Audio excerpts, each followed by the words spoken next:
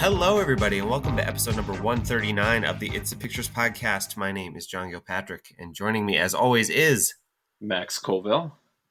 And Max, we have a special guest with us today from the Untitled Movies Podcast and Cinema Scene on Rogers TV. It's Eric Marchen. Eric, how are you? Good, John. Max, thank you so much for having me on the show. You get a little CanCon content for this episode. A little bit of Toronto is still integrated into the show. Yeah, I feel like Con and TIFF have become like the poles of our podcast, where like they sort of define the early year and the like later year in a way that, like, you know, you might expect summer movies and Oscars or something like that to do for other podcasts, but we really end up like focusing a lot of time on these festivals for whatever reason. But it's fun. I mean, certainly with Max now, what was this, your fourth TIFF maybe? Yeah, fourth or fifth TIFF. Obviously neither of us have gotten a Con, but we enjoy that festival and covering it and learning about those movies that we usually see 2 years later.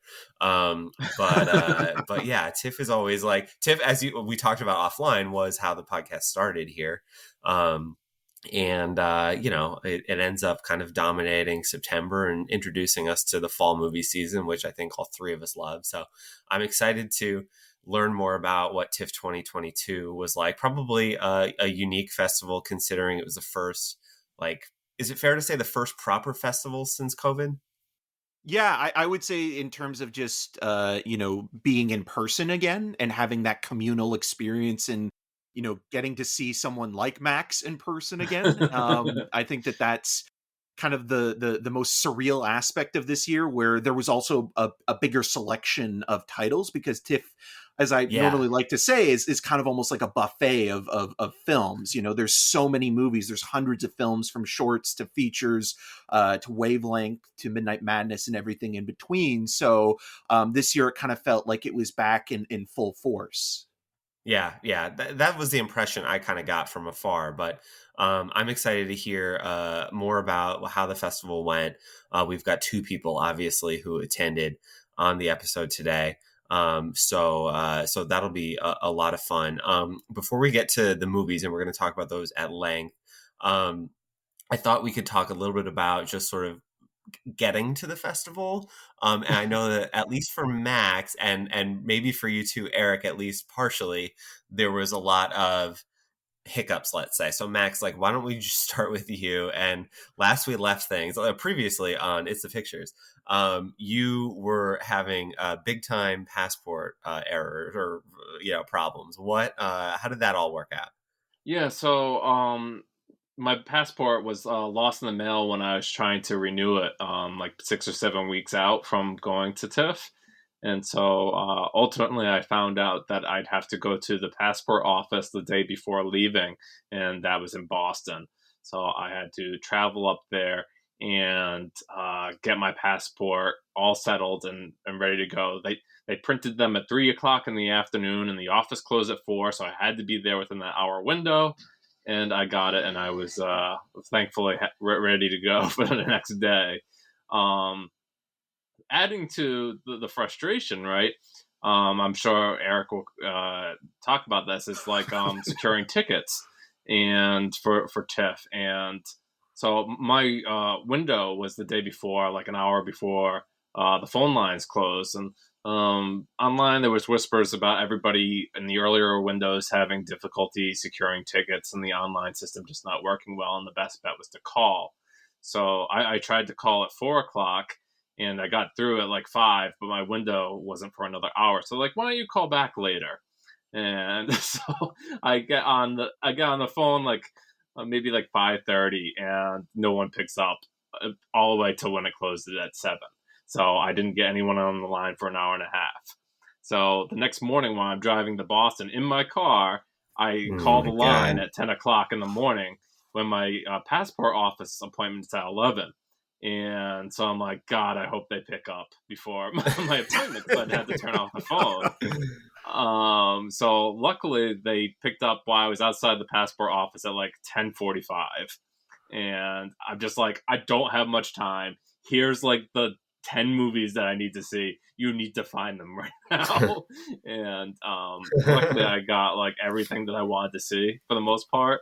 But it was very stressful. And there's a lot of work getting there, it sounds like. Eric, you're based in Toronto, Yes. I know. And I mean, I don't know if it's any easier for you, but did you experience some of these issues with ticketing that Max and I know a number of others did? Nothing as high octane as Max. Okay. It seemed to be like you were just like living on the edge there. Yes. This is like going to be the plot of Fast and Furious 10. or the next Mission Impossible movie. Nothing like that. I live 45 minutes outside of Toronto, so it's a relatively smooth commute. I was actually staying at my brother's place, who lives downtown in Toronto, in sort of the downtown core. So that wasn't a problem, but I think like a lot of people, I had some issues with the redemption window, to the point where the Labor Day weekend, and when I had my assigned time, I went onto the site, and the strangest thing about it was that a lot of the films that were public screenings to redeem weren't even there. So that first couple of days, movies like Brother and Bros, which were screening basically back to back, weren't even on the actual Ticketmaster site. And it got to a point where it's like, okay, I was having this sort of mini meltdown of stress, because it's like, okay, well, I need to cover this, and this is what I have to do for work. And luckily, Matt Rohrbeck, the co-host, my co-host of Untitled Movie Podcast and best friend, is one of those guys who is just very centered and easygoing, and knows how to kind of really make sure that you're kind of comfortable and what have you. And so he was able to talk me off of that cliff. And so we got through it, but it was one of those things where it's like the day started at 10 a.m., which was the redemption window, and it lasted until 6 p.m. when I was on the call line for, I think it was about 4 hours. And everything worked out in terms of getting everything fixed on the call. But let me tell you, listening to that jingle on loop for what felt like eternity is something I am not excited to ever experience again, and don't wish upon anybody. But other than that, again, you get past it and you get into the festival, and it's kind of smooth sailing. But again, hearing what Max went through with the passport and stuff like that, that seems like even more additional anxiety that I don't know if I could have dealt with in the way that you did, Max. So kudos to you. Oh man, I'm stressed out just hearing about it. So maybe TIFF isn't for me, but talk me out of that as we go on. So jumping into the movies themselves, the People's Choice Award went to The Fabelmans, which is the new Steven Spielberg movie, sort of semi-autobiographical. Did both of you see The Fabelmans? Yes. So should we jump in there, and you can maybe tell us a little bit about... I think Eric was right in front of me. Oh, really? Oh, yeah. That was a good day, because it was literally...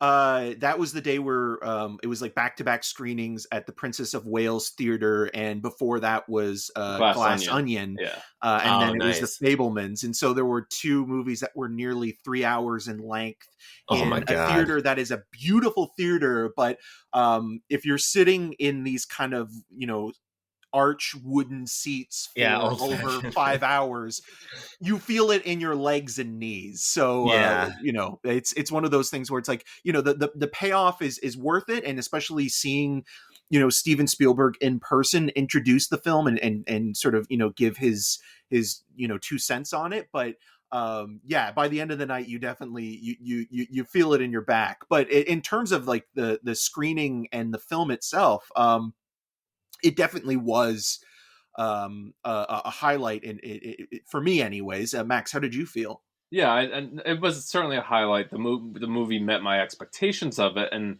I think like it just being in that theater was kind of electric. It's like you'll hear plenty of like I think it was Judd Hirsch. What, Eric? Yes. And he has one big giant scene in the movie, and the whole theater erupted after he left the movie, and it's just like, wow, it's like no other place would you ever get that, right, when you're watching a movie. Yeah, there were a couple of moments because again, what Max was saying, it's an autofiction version of Spielberg's life, and it was co-written by Tony Kushner. Kushner, who has been working with Spielberg now for a number of years on projects. They just recently adapted their version of West Side Story, and Spielberg talked a little bit about the idea that it was a series of therapy sessions and kind of getting through the pandemic, and this is kind of where the antithesis of the movie began. There's another part of it that I found very moving in his Q&A, where he talked about wanting to see his parents again. And there's always been something about Spielberg movies that have dealt with divorce in a very kind of interesting way, where it's usually something that is kind of favoring the mother instead of the father. You see that in E.T., you see that even in Close Encounters of the Third Kind, where it's almost like the Richard Dreyfuss character leaving his family behind, he's kind of considered this pariah of the family. Here it's almost kind of finding an even balance between the two, and coming to terms with that in a way that is very poetic but also poignant in its own way. And Max mentioning the Judd Hirsch scene, which is a wonderful sequence, and might get Hirsch his second Oscar nomination. He was nominated once before for Ordinary People, lost to his co-star Timothy Hutton, but it's one of those films and one of those scenes that kind of sparks. There's a couple of scenes throughout where it will really kind of ignite the audience's imagination, and it kind of hits those moments where it's like, oh, it's referencing other Spielberg films in the way that it's shot. You'll get sequences that feel right out of Raiders of the Lost Ark or E.T. in terms of just like the filmic references. Do you think that I'm curious from both of you, but maybe Eric, you can pick this back up. Part of the reason why this movie works seemingly as well as it did for so many people is because then that Spielberg has like let us in so many previous movies, like in a maybe less obvious way, but here he's kind of just going all in. Yeah, I think he's inviting you to be a part of his world, and also experiencing something that is very personal in a way that he's felt in a number of movies that have been released in the last few years. There was a period where he was talking about how Greta Gerwig's Lady Bird was a movie that he was obsessed with, and he kind of was inspired by that movie. And you've been seeing it a lot with these kind of self-referential autobiographies that have been coming out as of late, whether it be Belfast or Licorice Pizza or Roma or Empire of Light. And it kind of feels like, okay, well, Spielberg has to get his version of this in, and this is almost like the ultimatum, the big one, the movie that everybody's kind of been waiting for, to see the moments that he's talked about so fondly in his entire career. Like, as soon as Matt and I were sitting down and waiting for the movie to begin, I was saying, I bet you that there's going to be a scene where a young Spielberg goes to see The Greatest Show on Earth. And lo and behold, there is, in the first 5 minutes of the movie. And so there are, I think that the most surprising thing, and I'll let Max kind of add more to this in a second, but I think the most surprising thing I found about the film is there's more Spielberg in this than just simply being, a loose autobiography. Cool. Yeah, Max, do you want to pick up there and just kind of talk a little bit more about like why you think this movie worked? Is it an appreciation of Spielberg and his career to date that kind of like hits home for so many people? Because as you know, we've talked about sort of ad nauseum over the last few years, like these movies, the ones that Eric described, like hadn't really worked for me that much. But I find myself excited about this one in a way that I probably shouldn't be, considering my reception to some of those previous titles.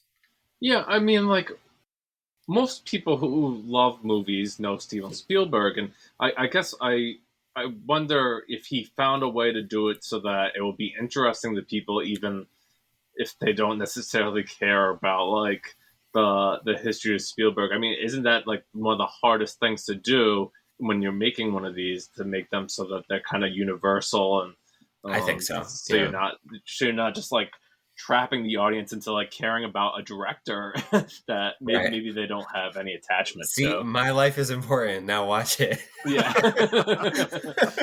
Right. So indulge in me. yeah. Yes, right. That's what I always say. I mean, I think that there's a lot to like about the movies you described.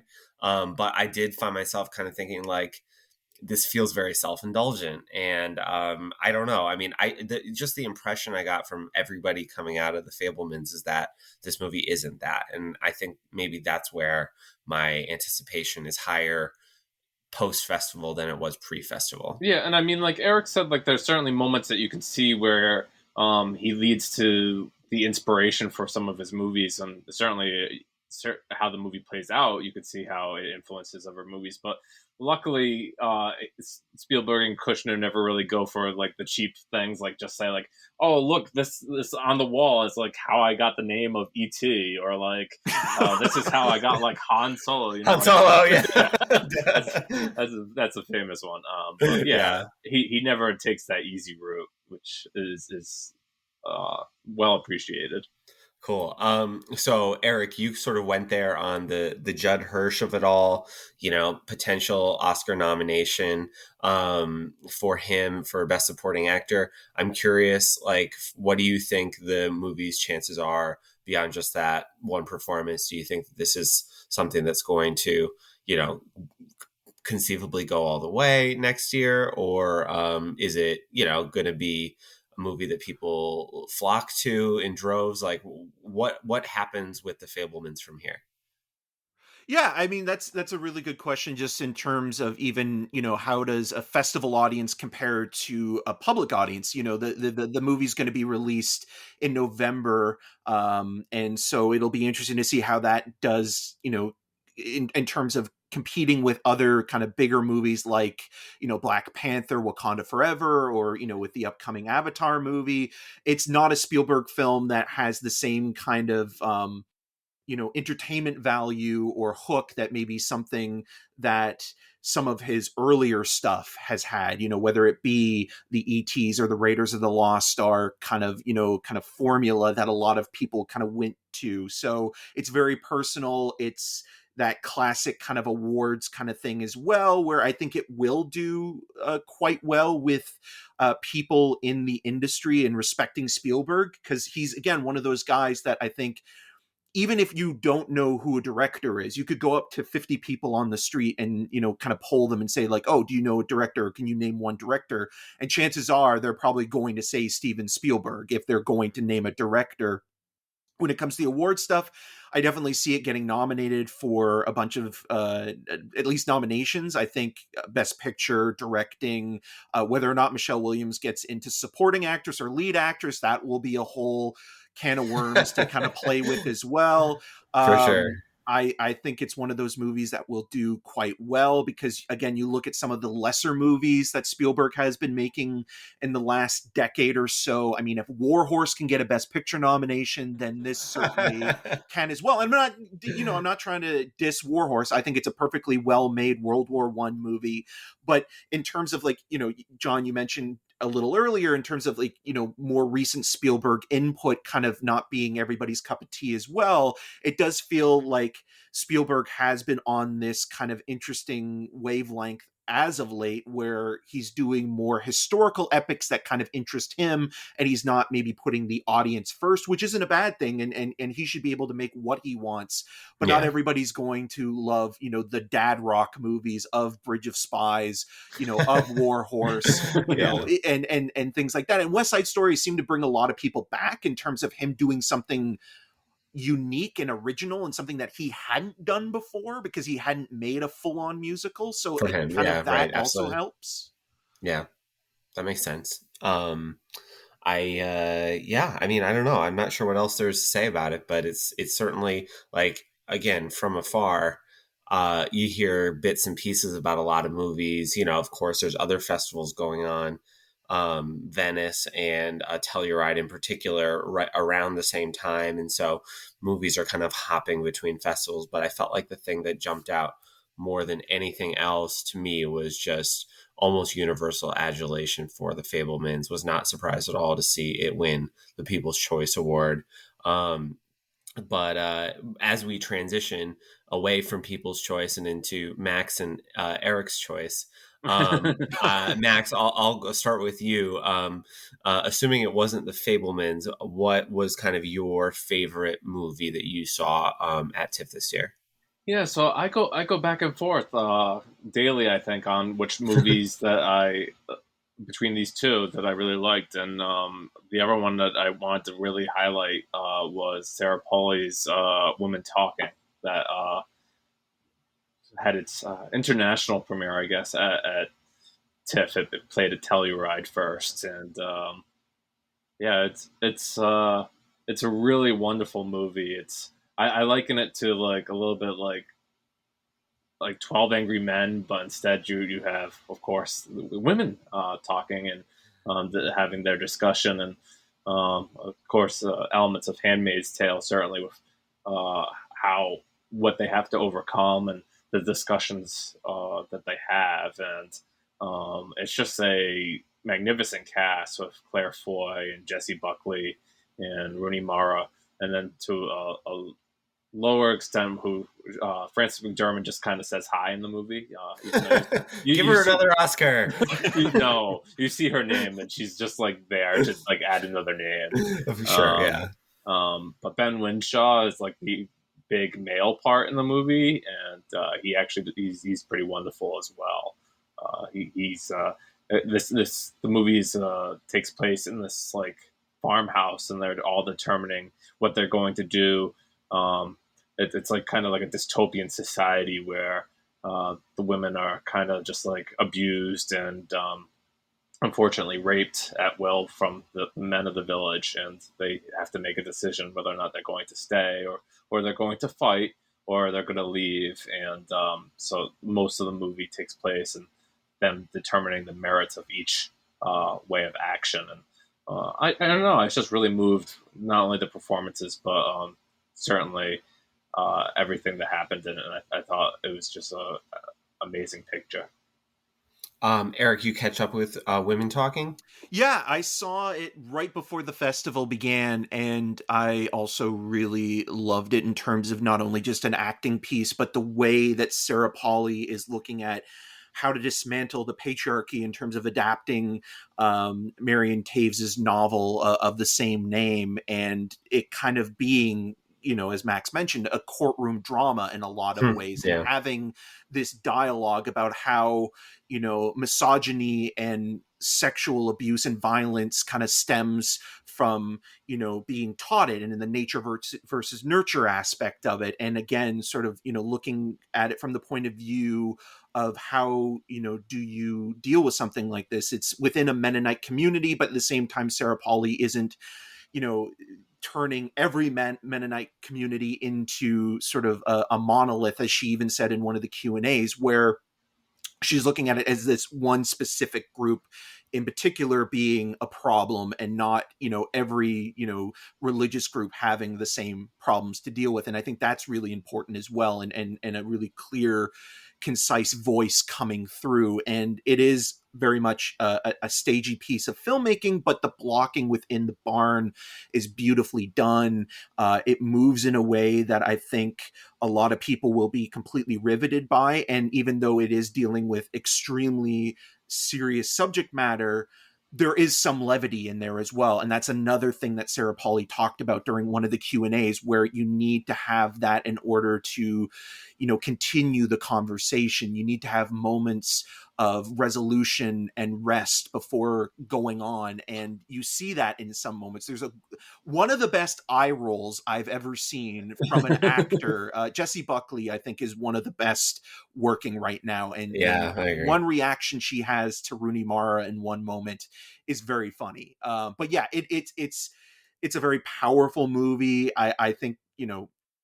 two guys talking about it maybe isn't the best situation, but in terms of listening and trying to be a better ally, I think it is another movie where you need to watch it and learn from it and understand, you know, this is a movie that, again, is, you know, deconstructing the patriarch and saying, like, this is why this continues to happen.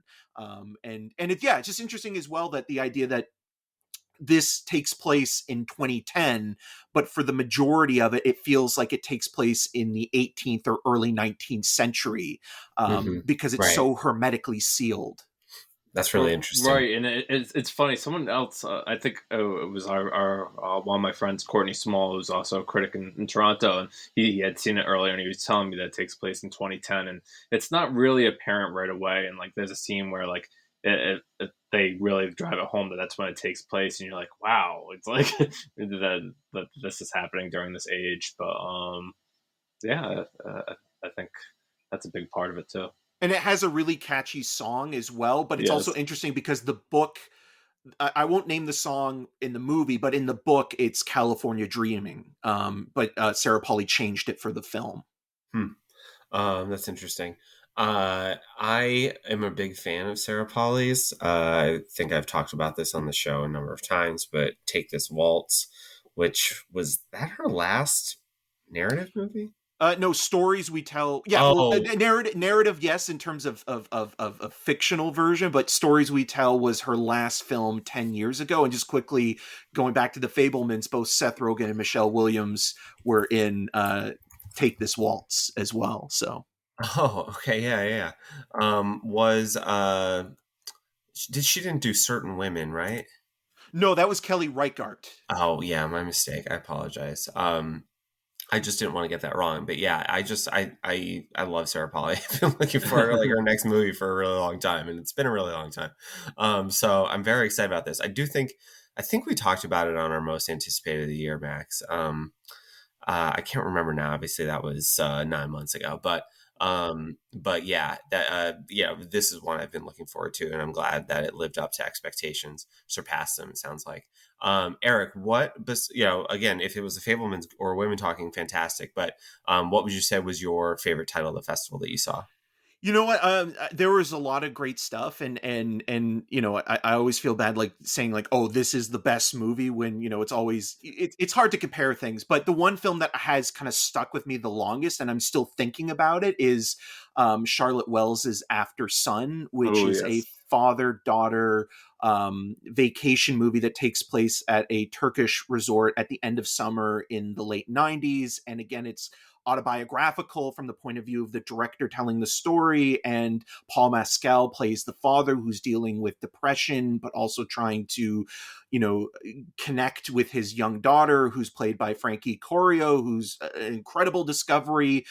There's a number of amazing needle drops that if you grew up in the late 90s you'll recognize right away, and the look and feel of the film feels almost like an artifact, like it was dug up from that period. And I mean that as a compliment, but there's something that this movie does that kind of makes you consider it and think about it over and over again. And it's the way that it plays with the narrative as a reflection. You know, we're seeing it from the point of view of the daughter, both in the past and present tense as she's grown up, and looking back at it and trying to fill in the blanks of this one specific moment and holding on to it and revisiting it again and again. And it's just so beautifully done, because you can tell it's like the last time that, you know, these two maybe had together that was, you know, that was happy, that was something that was joyful. And then also trying to realize, okay, well, where was everything going wrong? It's beautifully directed. The performances are nuanced. It's very subtle and quiet, and there's a lot of silence. But it's also funny at times, because you'll recognize things of, like, you know, going to a water park and seeing a frustrated dad drag a kid who's being, you know, really annoying, and saying like, this is why we can't enjoy nice things, and like stuff like that. It's beautifully done, and it just sits with you long after you've seen it. So, After Sun is one of those movies where it's like, I can't wait to watch it again. And unfortunately, it doesn't have a release date as of yet compared to the Fabelmans or Women Talking. I know A24 has it, and it played at Cannes in, I think, the director's fortnight section earlier this year. But yeah, it's one of those movies definitely to watch out for. Hey, Eric, I think it has a date in America of October 21st. Excellent. Oh, wow. I don't know if that's going to be the same date in Canada, but it's definitely worth your time. Yeah, that sounds great. I know, Max, that was on your radar before the festival started.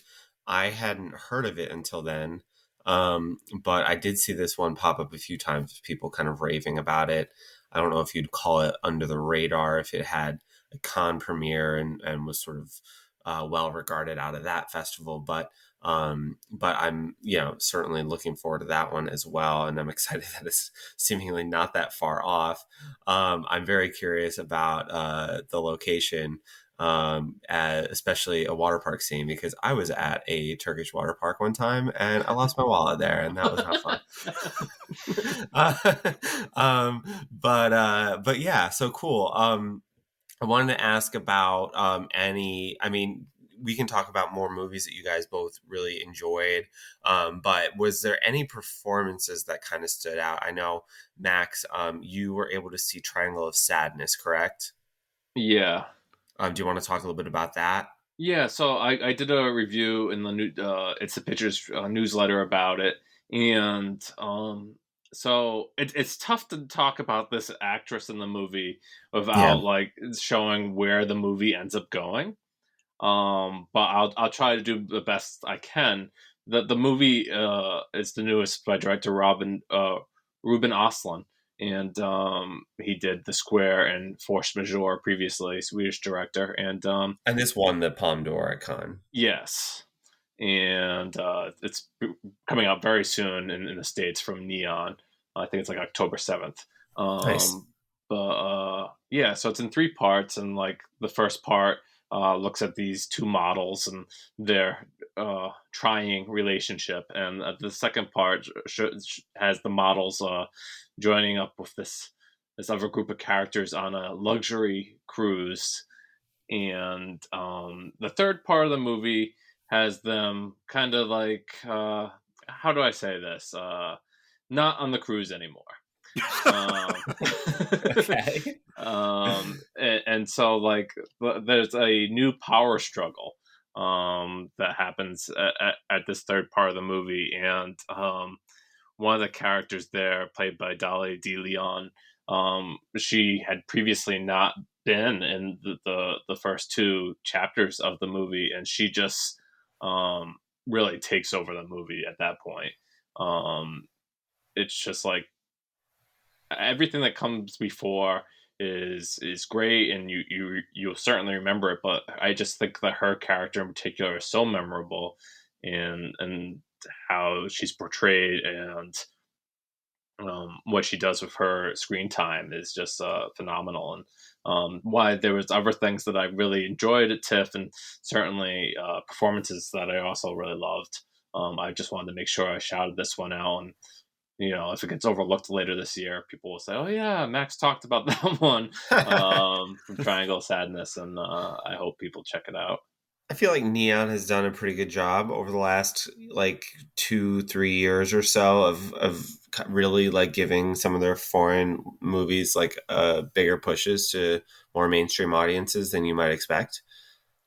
Yeah, I think so too. I mean, certainly Parasite is the biggest example. Yeah, well, no comparison there, but yeah. Well, winning the Palme d'Or too, right? Like Parasite, T10, and Triangle of Sadness all winning that award, which is interesting. They've had a pretty good run of Palme d'Or like winners breaking out in some capacity. Parasite obviously being the biggest there. But Eric, any performances in movies we haven't spoken about yet that really like grabbed you? Yeah, I mean, I mentioned obviously After Sun, which I think the lead performances there are incredible. There's a number of performances that I think are wonderful, but I've really been on a Colin Farrell kick this year. Between After Yang and The Banshees of Inisherin, the Martin McDonagh movie that played at TIFF, I feel like he's really become a full-fledged character actor. There was a point where music to my ears. there was a point where Colin Farrell in the early 2000s was this commodity after Tigerland, where it's like everybody wanted to cast him in a lead role, especially Hollywood, being in SWAT and The Recruit and things like that. And he never really became a marquee movie star. But it seemed like in the last decade, around the time when he met Yorgos Lanthimos, he was really starting to pick interesting work, and doing character stuff. Here, obviously, he's worked with Martin McDonagh before and In Bruges and Brendan Gleeson as well. And that's another amazing performance from him. But there's something about that kind of, vulnerability and innocence of these two characters, one of which, decides not to be friends with the other anymore, almost being an allegory to civil unrest in Ireland, and that playing a major component in the film. But watching Farrell kind of heartbroken by the fact that his best friend, played by Brendan Gleeson, is no longer his friend, to the point of Gleeson, proposing self-mutilation, is such a touching and tender piece of acting in a film that is very dark and biting and sometimes almost mean-spirited, but in a kind of ironic fashion. So I have to say that he's been doing some amazing work in the last year or so, and this performance in The Banshees of Inisherin really does kind of top everything that he's been doing in the last little bit. But yeah, it's an amazing piece of acting, and again, kind of a stagey kind of piece as well. Kerry Condon is really good as Farrell's sister. Gleeson has mentioned Barry Cogan as kind of a little bit of the town black sheep in a way, are all fantastic in the movie as well. I love Colin Farrell, and I'm really excited to hear this. I think probably one of the biggest arguments that Max and I ever had on the podcast was about Three Billboards outside Ebbing, Missouri, which was McDonagh's most recent film before this. And so I've been a little bit nervous about this, but I also love In Bruges, and I also really like Seven Psychopaths. So I'm hoping that this one's going to be more my style. Yeah, it's more in tune with In Bruges than it is Three Billboards and Seven Psychopaths. It seems like Martin McDonagh does this thing where it's like, okay, I'll go and make the American version, but sometimes that doesn't translate as well. Yeah, and then I'll go back to making something that's a little bit more caustic and European and specifically Irish. And those are the films that I think are the best. I mean, every time I think of Ralph Fiennes, I always think of him, on the phone with Brendan Gleeson. Has he seen The Swans? That's an amazing line. And Farrell, again, showed that vulnerability and redemption arc in Bruges. And here he just takes it to another level. And there's a couple moments where it's just it's just so wonderful to see him become a really great actor. I'm not even going to try to replicate it, but him calling somebody an inanimate object, it's really just one of my all-time favorite moments. You're an inanimate object. It just doesn't get any better than that. Cool. So we probably have time for a couple more. Max, something that really stood out to you, another movie that you would encourage people to check out when they have the opportunity. Yeah, so let's see. Well, what did I really love? So one of the things that I saw just this past weekend, Eric, I didn't actually see it at the fest, and I really regretted it, was the Woman King, and I saw it I think it was Friday at a matinee down the street, and it's there's 10 people in the theater, much different than its world premiere, right? But I was really surprised by that. I don't know if the trailers did it in injustice, but this is the latest by Gina Prince Blythe-Wald, and she did The Old Guard for Netflix, and I actually liked her other films. Love Beyond the Lights. Yes, I love her other films, Beyond the Lights and Love and Basketball, quite a bit. Yeah. So I'm surprised why I wasn't really psyched about this. I think some of it was that it was just coming out a week later. Well, it opened during the festival too. Yeah. That's the other thing where there are some TIFF titles that's always a little tricky during the festival. So it's kind of you're still excited for them or interested in them, but you kind of put them on the second or third tier in terms of do I really want to watch this during the festival? Right. And it's just, it's a really great movie. Again, here I'm talking from the perspective of a cis white man, talking about this movie where it definitely has strong female characters, and talks a lot about the experiences of a tribe of women, and it's headed by a great performance by Viola Davis, who she's always great, but Yeah. she's pretty good here too. And I like the way the story turns. Right, it's not doing anything that is unpredictable or really shock you, but everything that it does it real well. There's this like montage where like some of the younger girls are training to become the warriors, and if you match that scene up with the scene from like Wonder Woman 2, where they had the similar or like girls becoming warrior sequence, it's like this is like really intense, and like I was just like wincing at some of the things that they had their warriors do, and like you really get the sense of like, yeah, this was really important. And um, I just liked it quite a bit all around. Really impressed Uh, by it. no, that's cool. I think this was also on our most anticipated movies of the year list, which um, I think we might actually have a good list this year. So when we look back on it this coming January, we're gonna be like, actually, we got some things right, because usually that's quite a mess. That's what we like to do, Eric. We like to look back at our most anticipated movies and see like how off How we wrong were. we usually were. Okay, who put the greatest beer run ever on this list? Cool. So Woman King, yeah, I'm excited to see that. I haven't seen it yet either, so I'm looking forward to catching up to it. So, and Max's enthusiasm is really kind of like Freudian slip there with Matt. Yeah, right. Enthusiasm has really kind of encouraged me, because I was going to see it actually this afternoon, but I had to get some work done. So hopefully in the next day or two, I'll check that out. Nice. Yeah, it's funny because like of like the 16 films that I saw on the ground at TIFF, I still think like The Woman King is like in the top 5 of the things that I saw. I think it was just cool. really excellent. That's wow. That's great to hear. Eric, Yes. another movie that you just you want to shout from the rooftops about.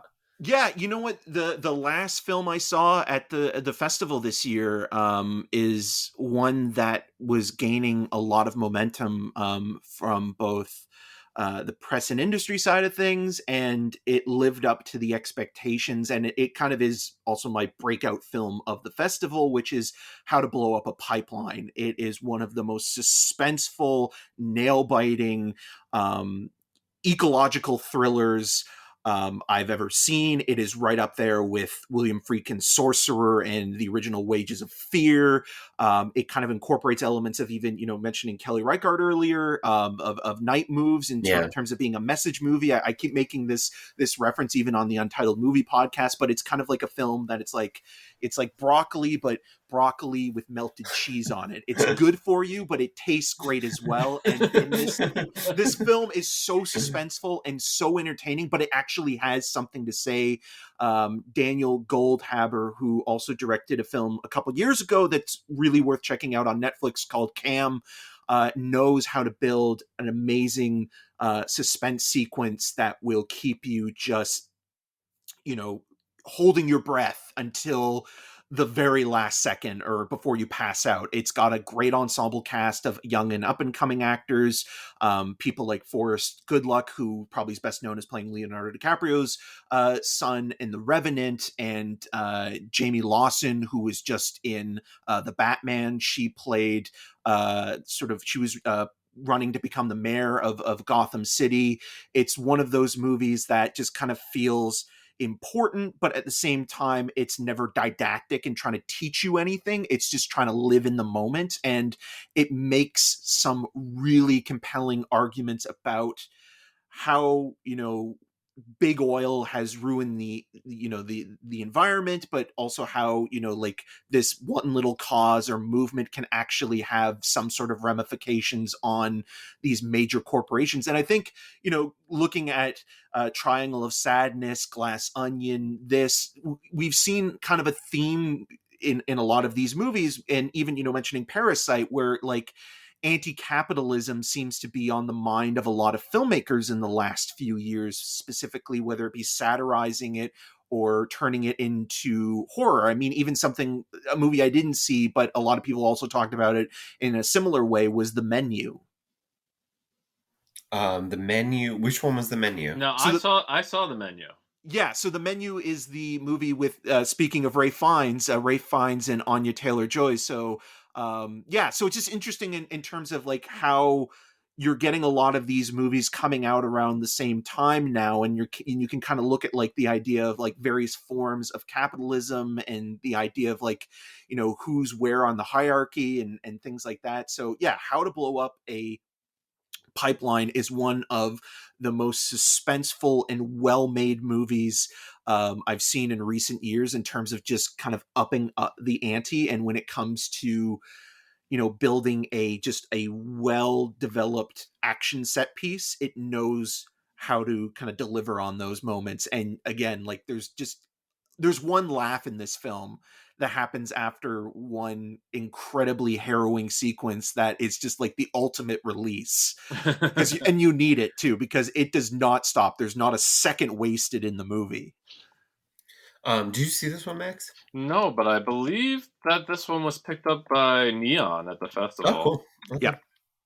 Yeah. I mean, I don't obviously pay as much attention as either of you, considering that you actively work in movie criticism, but and we're at the festival, but I didn't even hear about this. So it could be really flying under the radar, or I could just be comically oblivious. I'm not sure. No, it's a smaller movie. Yeah, and the people who saw it really loved it. Like I talked to them about getting a screener. They're like, we want people to experience it on the ground. So I'm glad people did manage to see it and enjoy it. No, yeah, that sounds cool.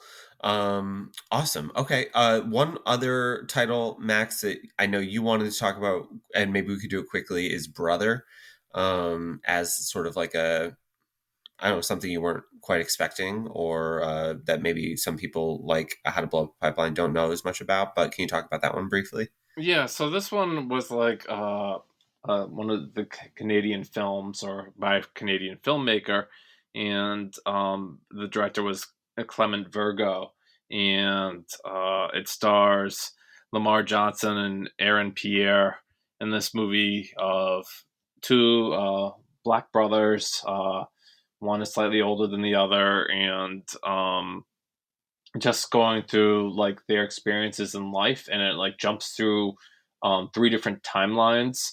So like it's when they're growing up, a little bit when they're together, and then in the future where it seems like Aaron Pierre's character is off somewhere, and Lamar Johnson is just kind of living his life and kind of seeing what's going on, and meeting people again that he's met previously in the film. And so it takes a lot of inspiration from like Barry Jenkins' Moonlight in that way, because there's the different timelines and showing them aging and what have you. And definitely there's some like great slow motion shots, and even though it's heavily inspired by that, I think that it does enough to be exciting and interesting on its own merits. And I really think Aaron Pierre gives a fantastic performance here. Just really memorable in this film. And I don't know too much about when it's going to get picked up or something, but I know from the critics I was talking to at the festival, they were pretty excited about this one, and said it was a great hidden gem, if you will, and hopefully people get to see it soon. Yeah, no, that one was definitely below my radar also, but it sounds good. I hate to I don't like to ask about movies that people should avoid. I think in a festival context, we can let people discover things for themselves, because there's plenty to celebrate. And I would say more excited about this fall movie season than any, certainly in the last few years for reasons outside of the industry control, but also I think, just there's a lot cooking that sounds really great. Well, John, I'm sure Eric saw way more movies than me because he was on the ground the whole time. But I would say, like, of the movies that I watched, I didn't find any, like, really super disagreeable. Like, there were some that were maybe not as mainstream. One of the ones that I still enjoyed, even though maybe it was kind of like, it wasn't as exciting as this movie called The Lost King with Sally Hawkins. And it plods along. It's a nice movie. It has a pretty exciting score. But yeah, I think most of the films I watched, I would say, have some merit. Overall, like grading the festival, Eric, how many festivals have you attended? Well, in terms of covering them, I would say that when did I start? Because the first the first year I ever went was back in 2005 when Wow. my dad bought me tickets to go and see the Tommy Lee Jones directed movie, The Three Burials of Melquiades Estrada. Yeah. The tickets cost $200 together, and I really wanted to see the David Cronenberg movie, A History of Violence, which were sold out at that point. But in terms of covering the festival, 2012 is when I kind of started officially almost covering 10 years in. Yeah. And that was the year where Looper was the opening film, and Sarah Polley's Stories We Tell, and The Master was there, the Paul Thomas Anderson movie. But yeah, I would say, like, overall I think this year was an exciting year because of being back in person again, getting to see people, instead of just talking to them online or messaging them, and everything taking place in the downtown core.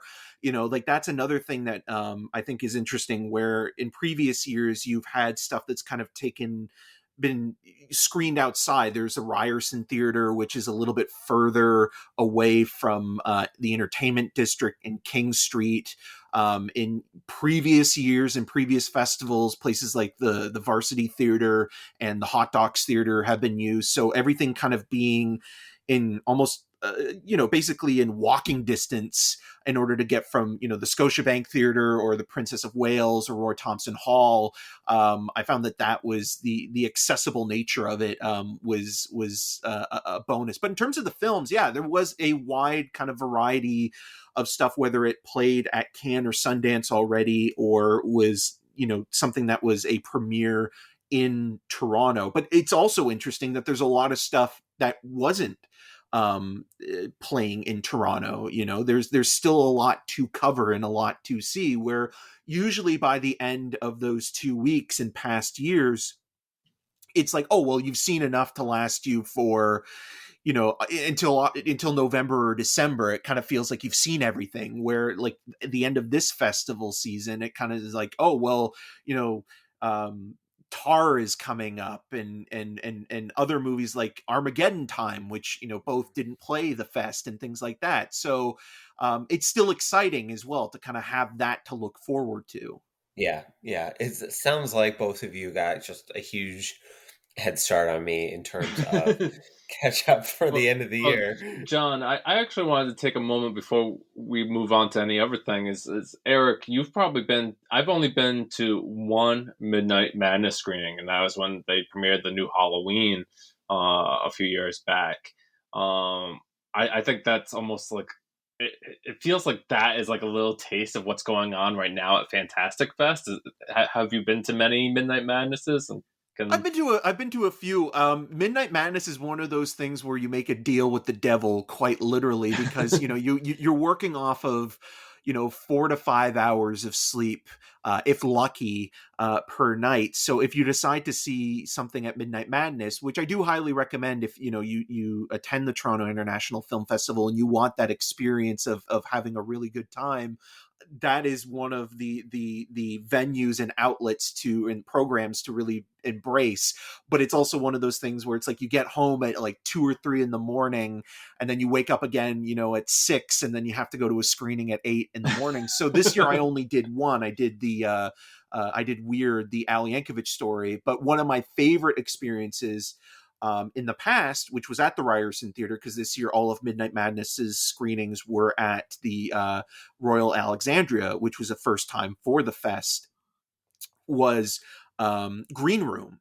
And that atmosphere, you go in, they're playing, a soundtrack full of kind of gimmicky, horror-esque sort of atmospheric music, but then also there are beach balls being thrown around that are being bounced off of the crowd, and people are cheering and hollering and hooting. And then Peter Kaplowski comes out, who's the head programmer of the Midnight Madness section, and he'll introduce the film. And in Colin Getty's before him, that was one of the last years, I think, actually, when he did the intro for Green Room, is such a special experience. And if it's a movie that's really good and you love it, then it's even better. But if it's a movie that's mediocre, it also amplifies the film or elevates it to another level where it's like, okay, it wasn't really that great, but you were feeding off of the energy of the audience that kind of helped make it more enjoyable. But overall, yeah, I would definitely say, if you have the time to do it and you can get more than 3 hours sleep afterwards, at least go once. At least go once. Do you have any other, both of you, do you have any other like tips for people who are going to, let's say, make their first trek to Toronto next year? Like, how do you just manage the onslaught of, packed schedules and little sleep and so on and so forth? Eric, you can go first. Okay, so I think the thing that I learned this year specifically, especially coming back into an in-person festival, was know your limit, and don't be afraid to take the time after a screening to decompress and get a coffee and write if you have to. But there have been years in the past where like I've looked at like my schedules and I was like, how did I see 5 to 6 movies a day? Like how was I even digesting what I was watching? And this year, the max that I saw in one day, and one of them wasn't even a TIFF movie, it was Blonde that played at the Paradise Theater, which was kind of outside of the downtown core, was 4 movies. And I kind of felt like I there was more self-care. I think that's the most important thing that I can recommend to anybody, is that, go and have a great time and see what you can and see what you want, but also take chances on films that you might not be familiar with or that don't have distribution. But also, if you're going to do the full 2 weeks, pace yourself. I think that is really an important thing to know, because it, by the time you hit that second week, it feels like, like you've been there for a year. So it's always good to kind of just know your body and your mind, and just, understand that it's not a competition, and you're seeing as much as you can, but also appreciate what you've seen, and don't just go from one movie to another without maybe taking a break if you need it. So I think that that's maybe the most important thing I could recommend people going to the festival consider. Cool. All right, for me, because I've been there a few times, just like I say, like, make sure you give yourself some time to take in Toronto itself. I find it a beautiful city, and love a lot of different restaurants there when I go. And certainly one time when I went with my wife Shannon, we took a day away from the festival and went to Niagara for the day. And certainly I love taking the city too when you're taking in all these movies. I mean, Eric makes a good point about like about doing self-care. Certainly if you're not pressed, maybe you won't be able to see as many movies in a day. I remember the way movies are scheduled for the patrons, it's more like 3 maybe 4 tops that you can try to like schedule, because of the press movies start real early in the morning. But yeah, just try to take it all in, enjoy it. it goes by really fast.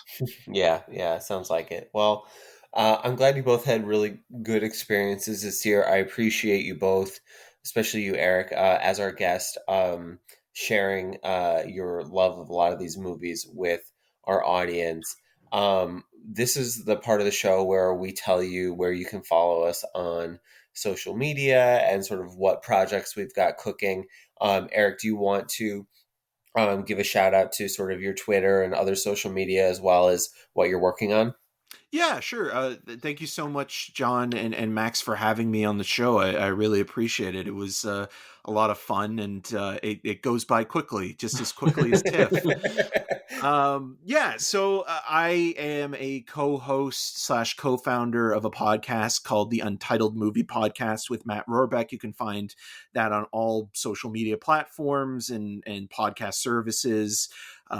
We do reviews and a regular show, which usually goes on for 2+ hours. Sometimes it's ridiculous, and it's not always about movies. It's just sometimes about, what we've been eating or what we've been doing in the week. I know the next episode, Matt will probably talk about those KFC flavored chips, the Ruffles that he just bought. He's a madman for that. And so, yeah, so that's there. We also have a letterbox account for it as well. So you can just search that up. And then on top of that, I am a host for a TV show called Cinema Scene, which you can find on rogerstv.com/cinemascene, and scene is spelled SEEN. And it's kind of a more truncated version of the podcast, but with no swears. And it's yeah, it's one of those things where it's like, I just enjoy talking about movies, so these are like the perfect outlets to do it, and getting to even just talk to you guys. So Cool. Yeah. Well, we appreciate you being on as well. And are you tweeting or are you? Yes.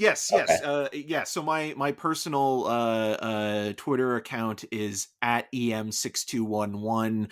I just tweeted about seeing Kevin Smith's Clerks 3, which is not great, but but I'll go into full detail with a review that's coming up with Matt on Untitled Movie Podcast. But yeah, that's where I'm usually tweeting about dumb stuff. So Cool. Very, very, very good. As for Max and I, you can follow our podcast at It's the Pick Pod on Twitter. And Max, you're at MH Colville. You can also like us on Facebook at It's the Pictures, and you can send us an email at itsthepictures@gmail.com with, I don't know, if you're at TIFF, let us know what you saw. And if you weren't, let us know what you want to see. You can also subscribe to our podcast on Apple Podcasts or any other podcatching app. Just search for It's the Pictures. And while you're there, please leave us a review with 5 stars. It'll help other people discover and enjoy the show. We are on Letterboxd. Just search for It's the Pictures there to see what we've been watching lately. Most of that is Max. And you can finally subscribe to the newsletter at itsthepictures.substack.com, where Max, you're covering, or you've put out more on the movies you saw at TIFF, correct? Yeah, so I if people are subscribed to the podcast feed, I did some audio episodes of like quick capsule reviews of some of the things that I saw on the ground at TIFF, and I continued that with some written reviews and on the Substack, and I think that there's still more to come.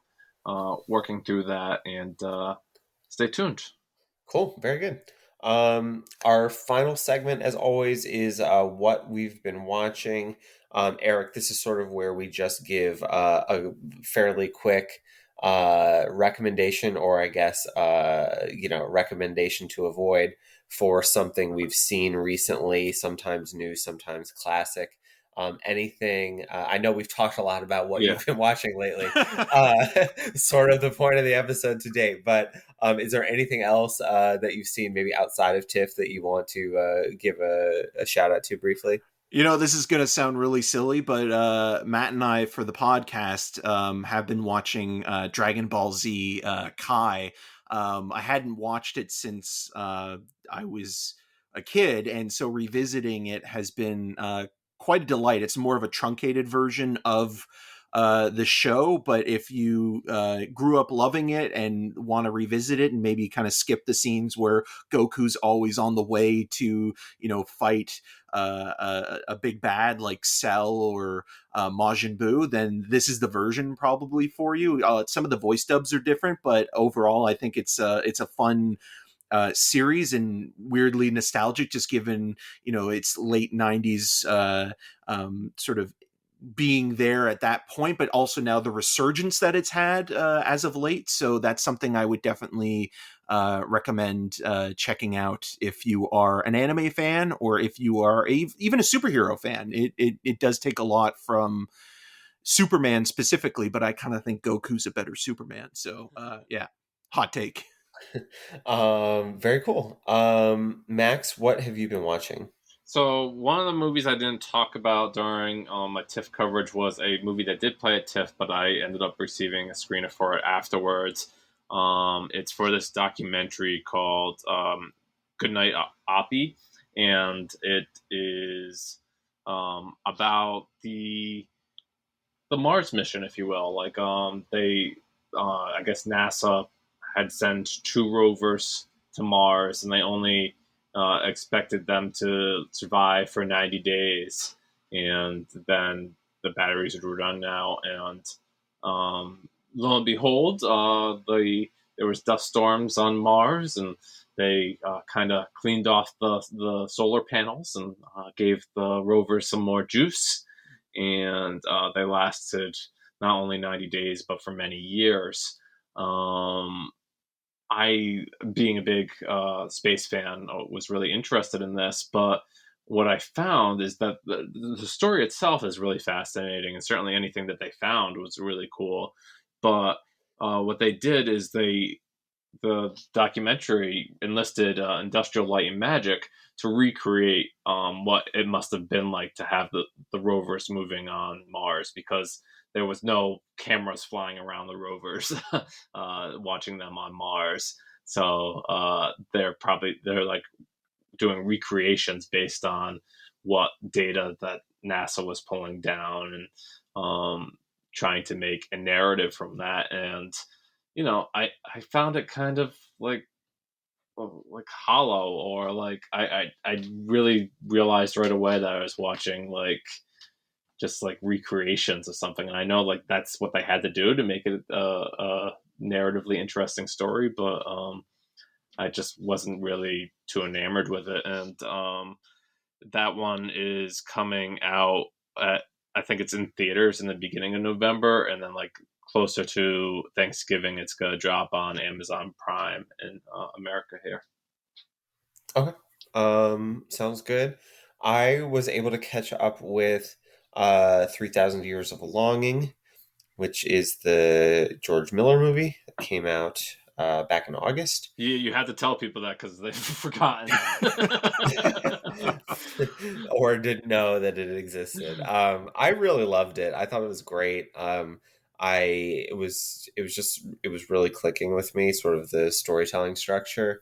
And I would say that it kind of made me recontextualize the Mad Max Fury Road like a little bit. I think a lot of people obviously coming into this were thinking about that movie because it was unforgettable and it was the last movie he did before this one. And we're maybe a little bit let down because it's in a lot of ways like the polar opposite of that movie, in that it's like static and not as action packed. But I think that there's a lot of kind of thematic similarities that spoke to me and made me appreciate both of those movies more. So I liked it. I don't know if it's going to end up on like a top 10 list, but it's probably a fringe candidate, at least, if I had to sort of guess. So we'll see. But yeah, I was pleasantly surprised, I think, considering that the buzz was pretty muted. So 3,000 Years of Longing is maybe still in theaters. I don't actually know that. I did not see it in theaters. It was a theater at home on digital rental. So I suspect I probably would have enjoyed it even more in a theater, but that was not the viewing experience I had. But yeah, it's a good movie. I'd recommend it. Yeah, There's also kind of something really, sorry about that, Max. I just no, wanted to quickly say there's something really interesting about that movie early on where Tilda Swinton's character is having sort of this lecture and talking about how, Greek mythology and gods have been replaced by superheroes. And it kind of does feel almost like an in reference of some sort to George Miller's debunked Justice League movie in a lot of ways. So I didn't think of that, but that's very astute. no. I was gonna add for the most part, I thought that I really enjoyed the movie for like when it was in its like storytelling kind of Yeah. days, and like felt like The Fall, the Tarzan Singh movie from years back that Yeah, that sure. I has like like that a movie cult too. following. But once it went to like Tilda Swinton like at home, I was like, I'm out. I think a lot of people had that experience with it too. yeah, it didn't have a music cue for Genie in a Bottle either. I would have loved to see Idris Elba performing that. That would have been delightful. Go to a karaoke bar, like make that your third wish. Okay, cool. Well, I think that's going to do it for us this episode. Eric, once again, thank you so much for joining. This was a lot of fun. Oh, anytime. Thank you so much for having me, guys. Really appreciate it. Max, as always, thank you, and I'm glad that your latest TIFF trip went off relatively without a hitch once you got there. Yeah, right. No, it was a blast once I got there. Yeah, very good. But we thank you for listening, and we'll talk to you again soon. Bye.